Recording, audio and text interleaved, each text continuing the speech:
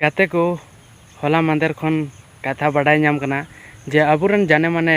Choreographer and actor Rajesh Hembram हालत अड़ी गंभीर गया। उनी आया हड़मो रेना ओना हार्ट दिल रेना बीमारी जहाँ दो हार्ट रे अड़ी प्रॉब्लम है कानते ओना रे अड़ी मुश्किल रे पड़ाव कानते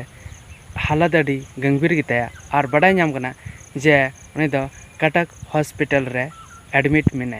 तो गाते को जो बन आसोआ जे आबुरन सान्थाली इंडस्ट्री रेन जाने माने एक्टर और कोरियोग्राफर लागे धाराय बेसोमा और बेस से तहन मा और नपागी हुयुमा जहाँ ते दो आया हड़मो बेस रुआड़मा और बन बाडाय नामा जे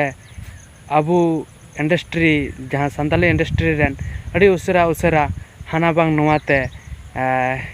अक्वा हड़मो माने हाना नोआ बीमारी या फिर हाना नोआ अचक्का हुई गदो कानते अबुरन सान्थाली इंडस्ट्री रे अड़ी इफेक्ट पड़ा कना जहाँ ते दो अबु बन बाडाय नामा जे भली भली सिंगर डायरेक्टर एक्टर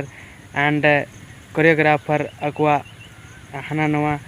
अचक्का हुई गदो कान तकवा जहाँ दो अबु बन बाडाय नाम दड़िया ओना इयते अबु बन आसोआ जे मारांग बुरु जहर एरा मड़े को तुरुट है जे लगे धरा हड़मो राजेश हेम्ब्रम बेसों तायमा और नपाय बड़े तहको मा तीन इनका नेक्स्ट वीडियो जोहार।